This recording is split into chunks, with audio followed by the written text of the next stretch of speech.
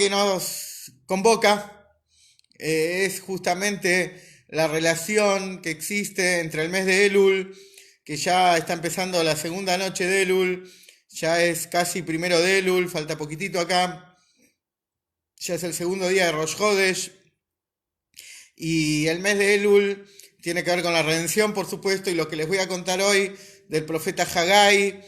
Vamos a estudiar más profundamente el profeta Haggai. El que quiera repasar o encontrar algo, hay una sijá, una conferencia del Rebbe, traducida al español, de lo que voy a nombrar mucho, pero el que quiere ampliar, en la página bienemashiach.com hay una nota que se llama El profeta Haggai, es la segunda nota, que es una sijá del Rebbe de 1980. 40 años, hace 40 años el Rebbe habló de esto que les voy a contar, les voy a dar otros agregados.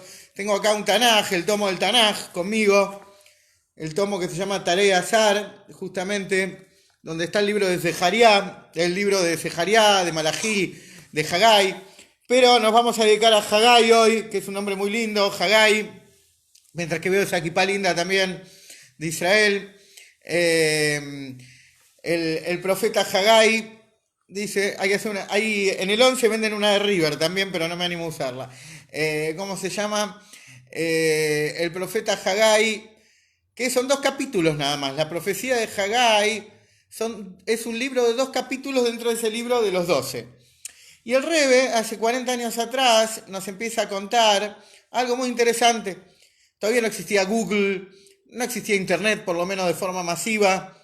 Es decir, y el Rebbe dice, estuve buscando, en la mente de él, por supuesto, dónde hay una referencia a el inicio del mes de Elul, Rosh Hodesh Elul, en la Torá, y encontré una referencia, dice el Rebbe, el principio del libro de Haggai.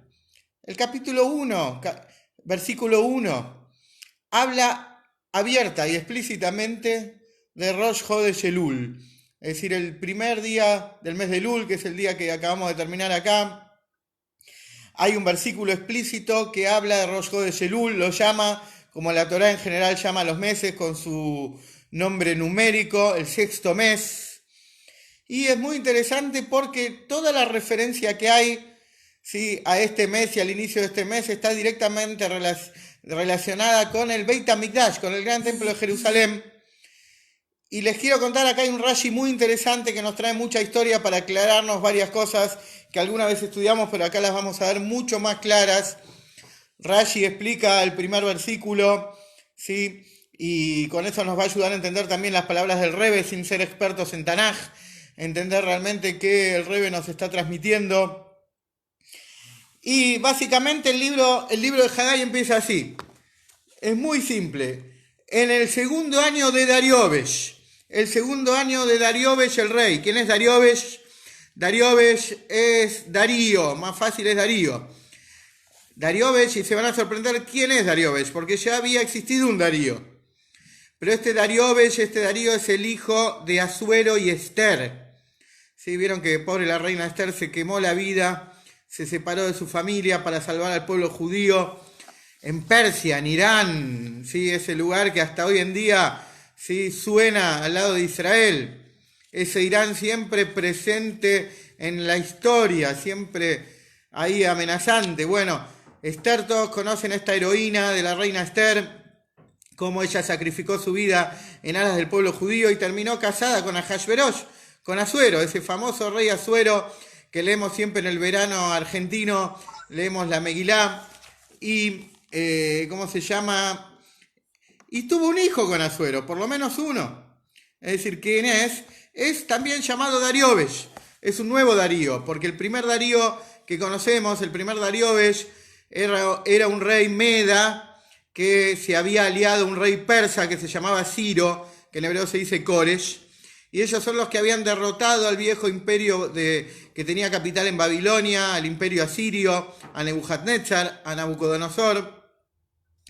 Entonces, el versículo dice así: en el segundo año del rey Darío, Darío II sería acá, Darío II, en el 6º mes, en su primer día, allá de Bar Hashem, Beyat Haggai Anabí, estuvo fue la palabra de Dios en poder de Hagai el profeta a Zerubabel.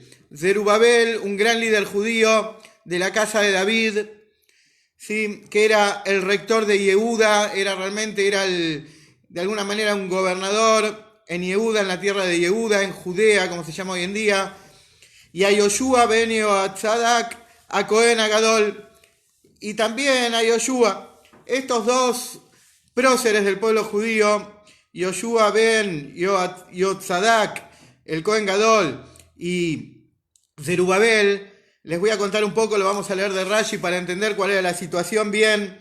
Siempre que estudiamos Torá y cuando estudiamos Tanaj, cuando estudiamos los 5 libros de Moisés, Rashi es realmente el que nos brinda un panorama y una ampliación, porque con los versículos a secas solo no entenderíamos. Y si tuviéramos que ir a buscar la Torá oral para poder ampliar los versículos sería muy difícil.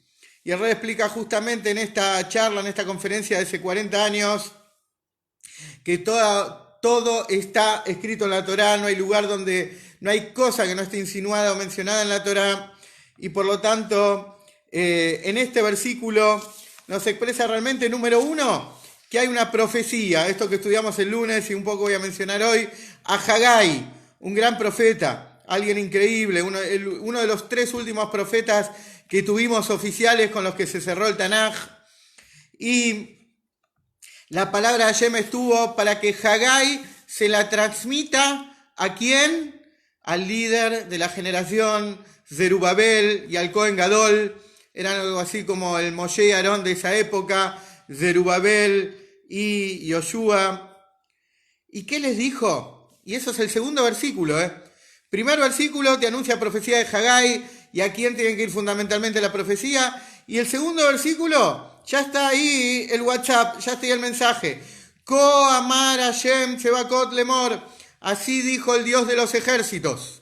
¿Sí? Interesante porque a partir de Shmuel Anabí, del profeta Samuel, aparece esa expresión en la Torá, Dios de los ejércitos. Y esto está explicado en el nuevo libro Descubriendo al Mashiach, que todos los participantes de acá me lo piden y se lo mando nomás.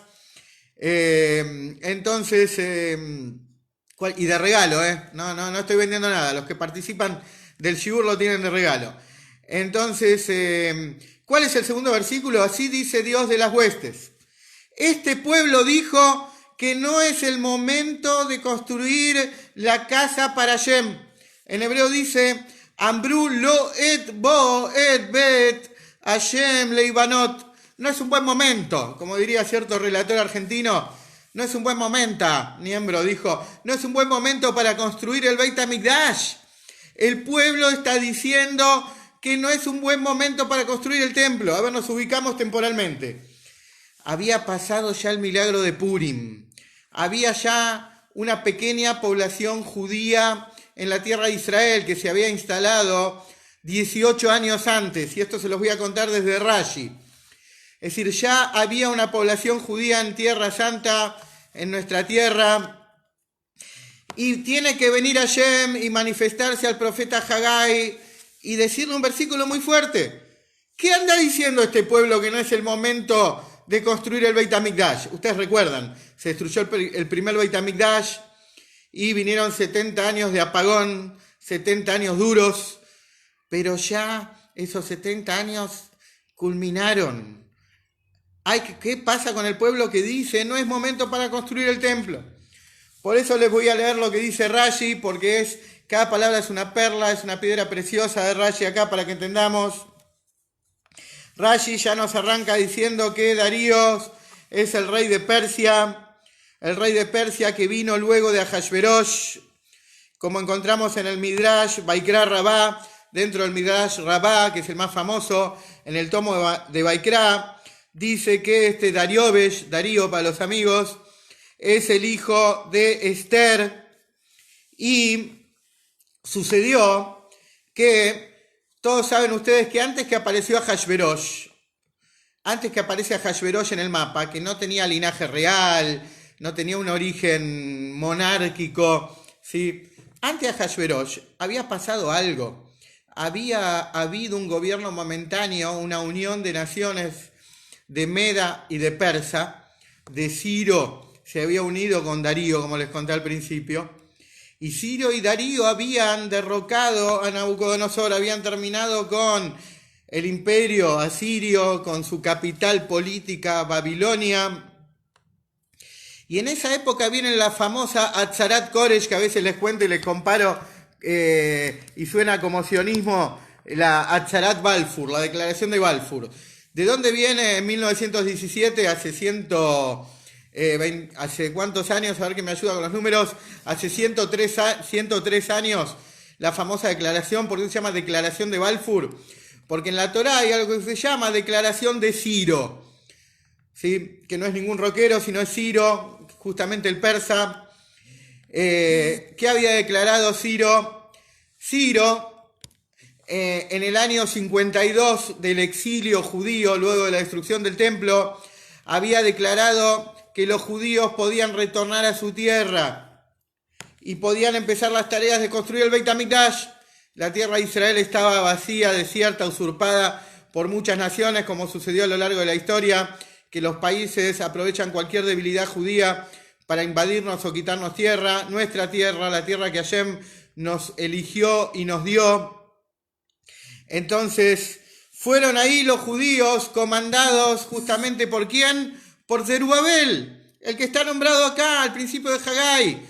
¿Y quién era la mano derecha y que está? Es justamente el otro poder en Israel, el poder de los Kohanim, con Yoshua, ¿sí? El Kohen Agadol. Entonces ellos llegaron, ¿y qué pasó?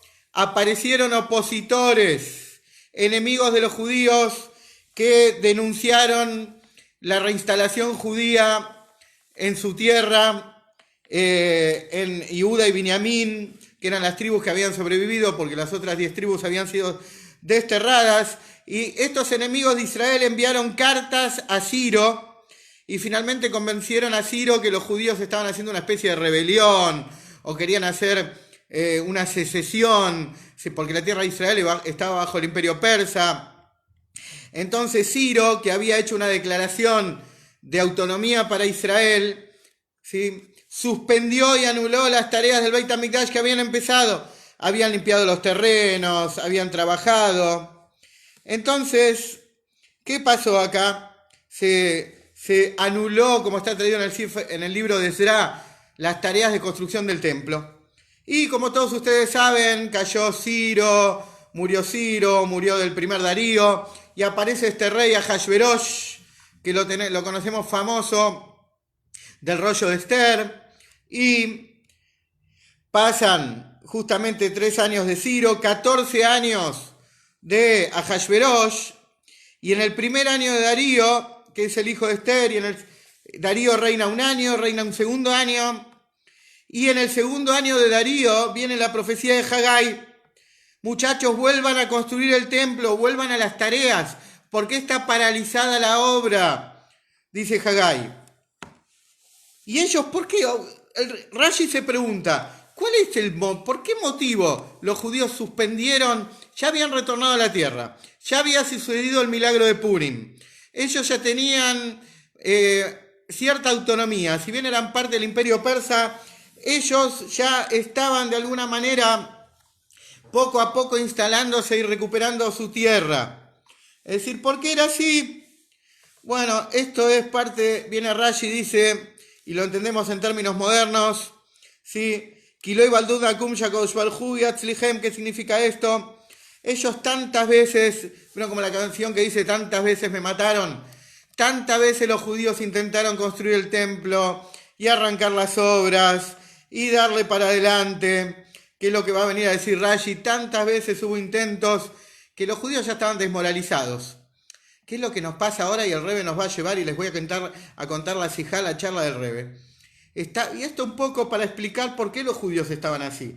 Estaban tan desmoralizados, tantas veces empezaron a construir y se les suspendió. Tanto temor tenían de las naciones que estaban instaladas en la tierra de Israel en esa época, que no tenían la iniciativa. Tuvo que venir el profeta, justamente, el profeta Haggai, y comunicarles a los líderes judíos que vayan al pueblo y les diga: suban al monte, sigue diciendo los versículos del primer capítulo de Haggai, suban al monte y agarren madera, hagan algo, llegó el momento de construir el templo. Es decir, esto es muy interesante porque esto es Rosh Chodesh Elul, dice el Rebbe, y hay algo también que nosotros tenemos que saber. Hay muchos profetas en la historia, hay muchos más profetas de los que nombres de profetas en el Tanaj.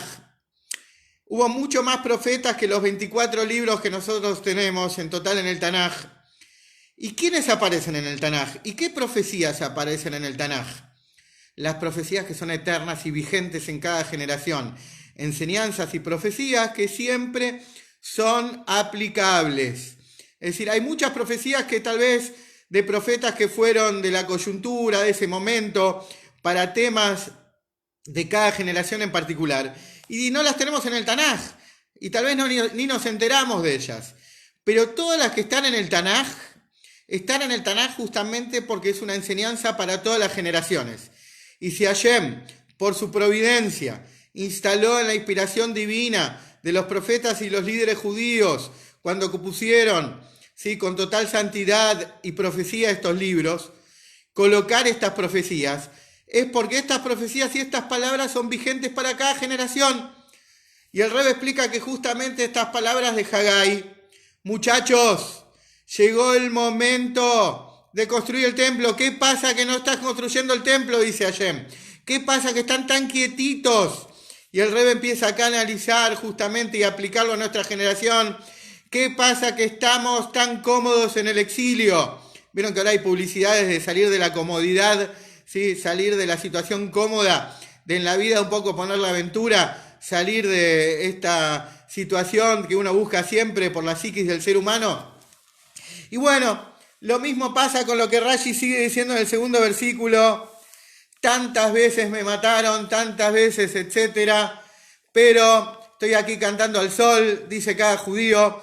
Tantas veces tuve ilusión de que venga Mashiach, tantas veces trabajé, tantas veces me lo dijeron, ¿sí?, como a uno le pasa a diario, uno manda mensajes de Mashiach por WhatsApp, enseñanzas, da clases de Mashiach, y a veces uno recibe limones. Te matan a Etrogim, como está en la Gemara. Vos todo el tiempo prometiendo Mashiach, hablando de Mashiach, y todavía no vino. Entonces, esto es lo que pasaba en esta generación. Tantas veces trataron de iniciar la obra, y venía gente, venían otros pueblos, y los saboteaban, y los denunciaban, y les hacían la vida imposible. Y 18 años antes habían tenido una ilusión enorme con la declaración de Ciro, el rey persa, y las naciones, ¿sí?, se unieron, esas Naciones Unidas de esa época, esa ONU falsa, hipócrita, antisemita de la época del Imperio Persa, fue a Ciro y convenció a Ciro, y a los judíos se les arruinó el plan, y los judíos se habían quedado como lastimados, no se animaban. Sí, como nos pasa hoy, tantos judíos desde que nacieron escuchan que Mashiach ya viene y tienen la esperanza y ven las noticias y buscan una cosa que pasa y otra y sienten cada día como una desilusión, Dios no permita. Pero viene el Rebbe y nos dice, no señores, esto como la historia famosa de Pedrito y el Lobo, que esta vez es en serio, esta vez no son deseos o bendiciones, esta vez es una profecía, es real. Y el Rebbe dice, todo muy lindo, esto es un Fabrengen, esto es Shabbat, Rosh Chodesh Elul, empieza el mes que el rey sale al campo, el mes del balance espiritual, que podemos encontrarnos con nosotros mismos, y etcétera. Y viene el profeta y dice, muchachos, arriba, ¿por qué andan diciendo que no es momento para construir el templo? Suban al monte y agarren madera. Y el Rebbe explica que esta profecía de Haggai y su aplicación actual es todo muy lindo, nos nutrimos espiritualmente y crecemos como judíos, pero acá tenemos que subir al monte. No queda solamente la noticia de la redención, como muchas veces hablamos que esperar la redención no es esperar el ómnibus a que llegue a la parada, hay que hacer algo para que venga. La fe en Mashiach no es pasiva, es activa. Todo lo que tiene que ver con Mashiach tiene que ver con iniciativa propia, justamente desde abajo, nosotros mismos, el sacrificio. Hay que subir al monte, dice el Rebbe. ¿Qué significa subir al monte? Si Mashiach no vino hoy, hay que seguir subiendo espiritualmente. Hay que estudiar más, hay que aprender más, hay que elevarse en lo espiritual. Pero elevarse en lo espiritual no significa tener una vida que está disociada del mundo físico que estamos. Hay que cortar mucha madera, como decía el sabio Lito Nevioski, Lito Nevia. Voy a necesitar mucha madera, decía. Lo mismo dice Haggai.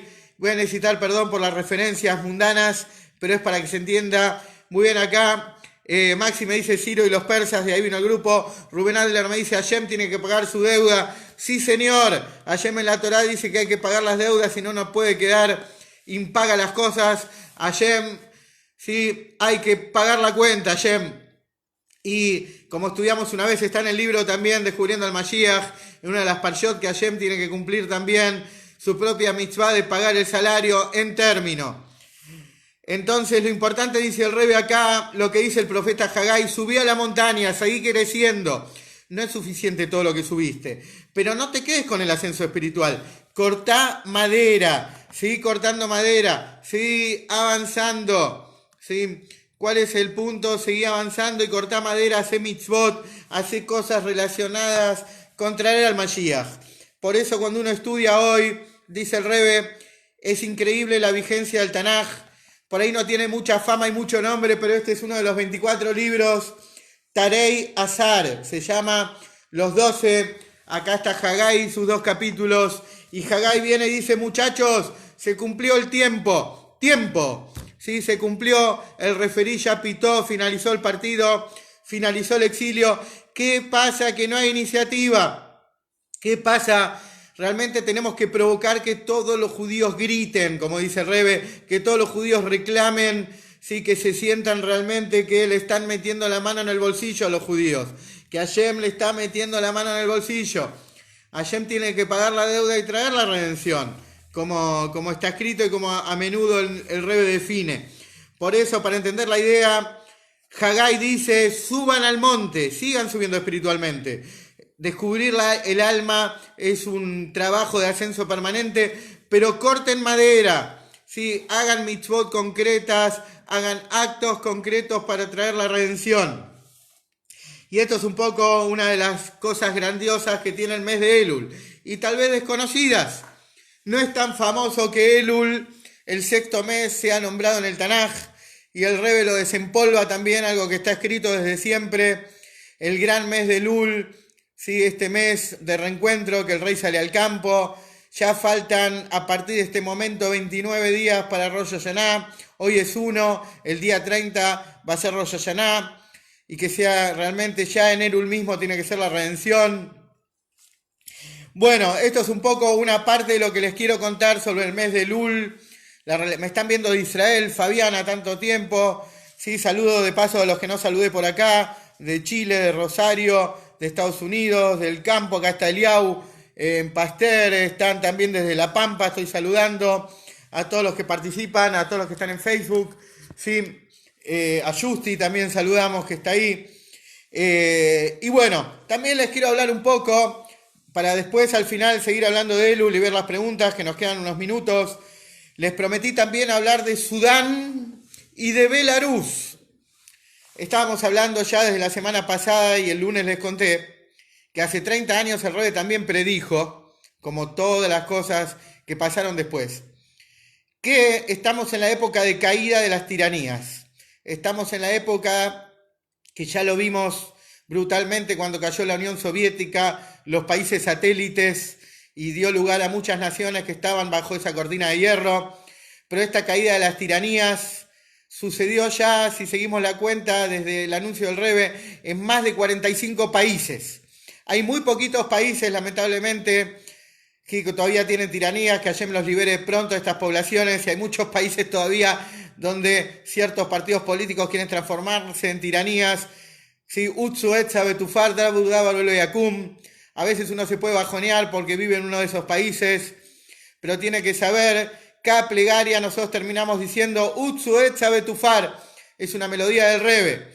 Ellos pueden conspirar, hacer planes, Betufar, y Hashem se los va a hacer caer. Dabru, Dabar, Velo y Akum. Pueden hacer un complot, un plan, pero no se va a establecer. Kimanuel, pues Dios está con nosotros. Esto es el final de cada plegaria Todos los días después de Aleinu, a la mañana, a la tarde, a la noche, decimos eso y realmente eso tiene que reforzarnos a cada uno de nosotros que siente que vive en un país que a veces las libertades se cortan. Tenemos que tener claro que que Immanuel, porque Dios está con nosotros y todos los planes de nuestros enemigos van a ser frustrados. El punto, vamos a Sudán. Sudán, si se ubican, África, si vos miras un planiferio, mirás para la derecha en África, lo tenés frente a vos el planiferio, al sur de Israel, al este de Egipto, Sudán. Es interesante también saber históricamente que estos países son africanos, las personas tienen un origen de raza negra, son países con culturas antiquísimas, con idolatría, pero vamos a encontrar un punto en común en todos estos países, sí, que tienen tiranías, y sobre todo en África, que cuando surge el Islam en el siglo VII, el Islam surge como una bomba expansiva.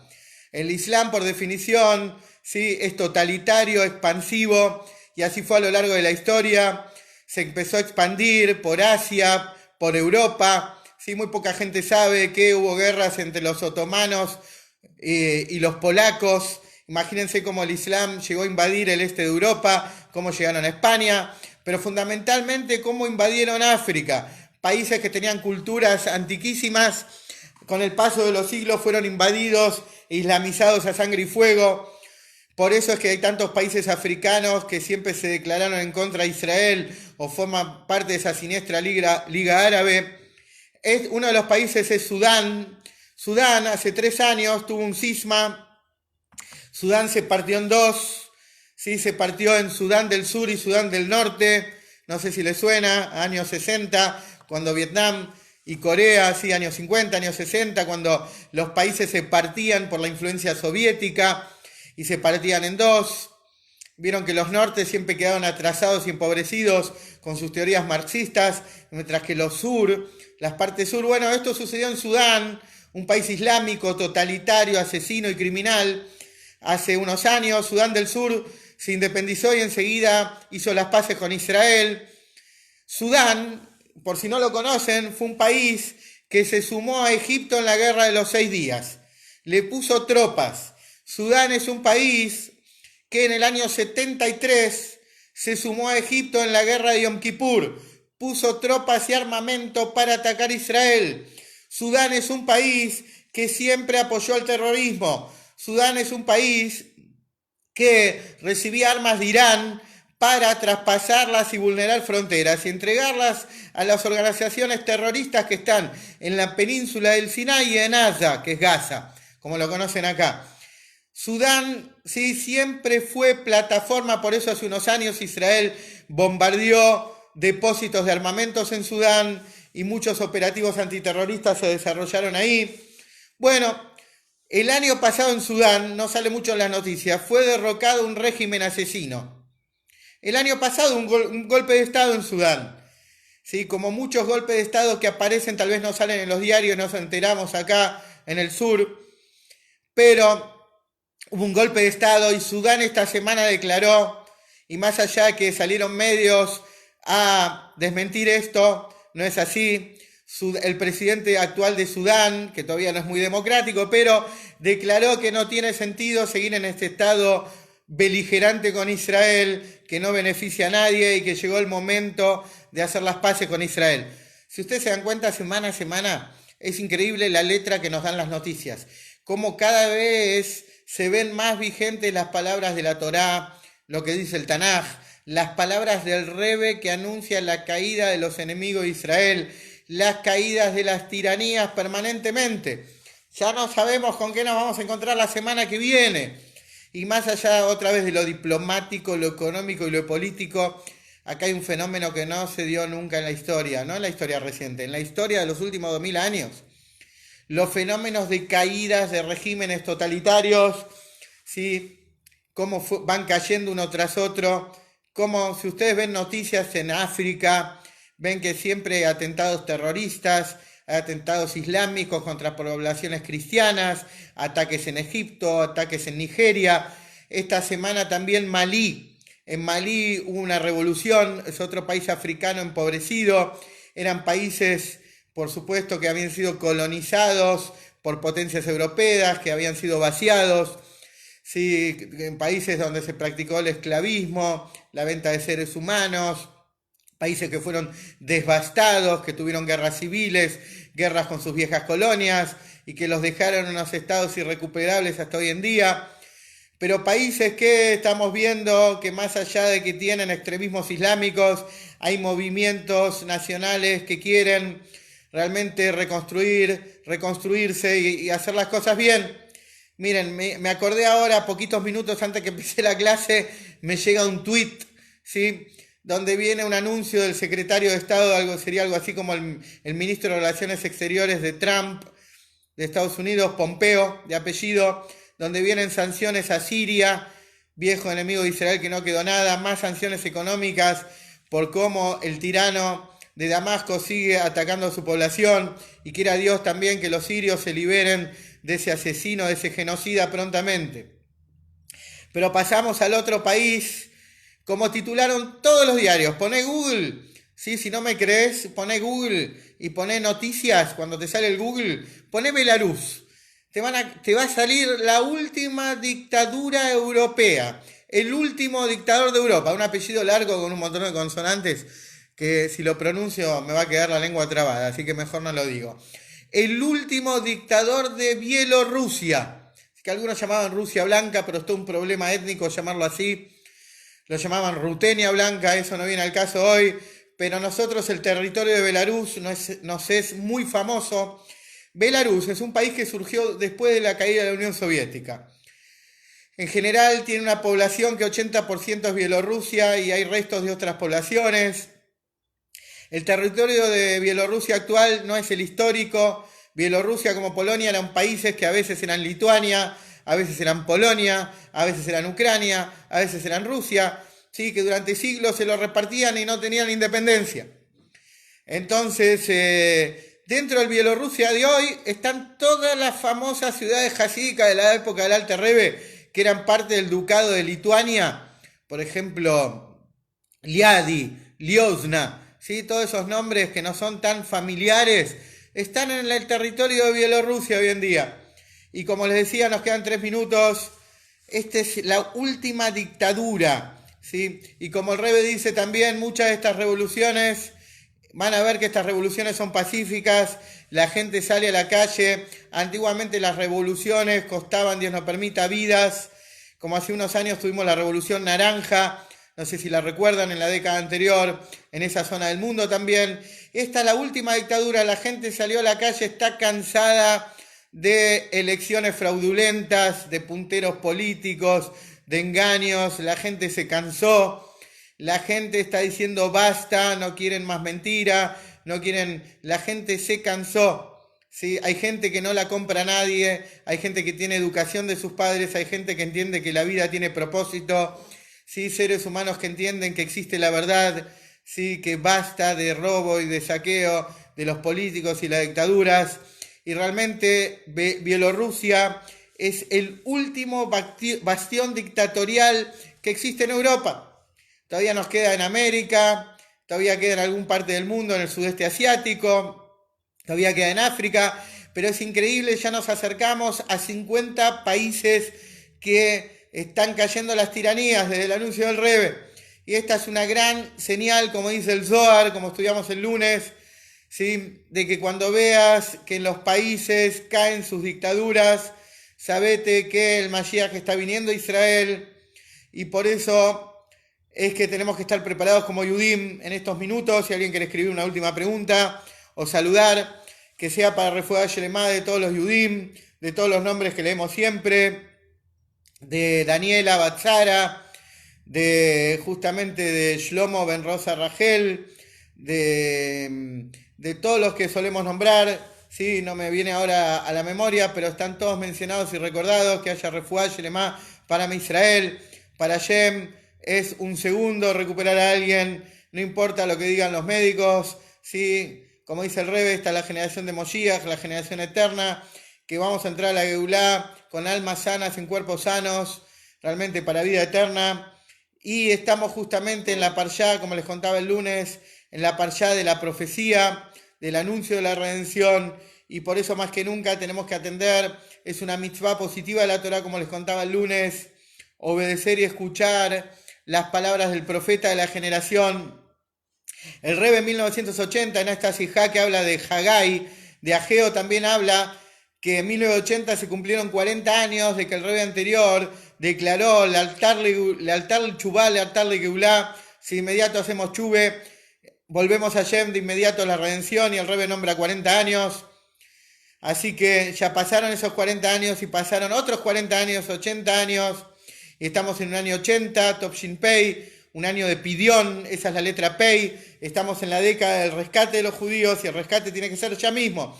No hace falta que venga el año nuevo, no hace falta que venga el 81, en el 80 mismo tenemos que ser redimidos y cada uno de nosotros puede tocar el detonador, transmitiendo a otros judíos que la redención ya está y el Mashiach ya está.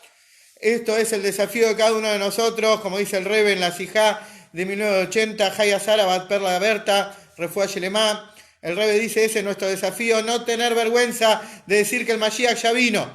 Te van a mirar como un loco que subís al monte y cortás madera, que todavía no está el Beit HaMikdash. Hacé todo lo posible para estar preparado. Calentá a todo el mundo con la noticia de la redención, no tengas vergüenza. Te van a mirar como un fanático, como alguien que no conjuga con el canon social de este mundo. Estás hablando cosas disparatadas. No importa, cortá madera, dice el Rebbe. Justamente no tengas vergüenza, dice el profeta Haggai. Y el Rebbe dice, no tengas vergüenza, habla de Moshiach. Ese es el mandato de nuestra generación. Shabbat Shalom a todos.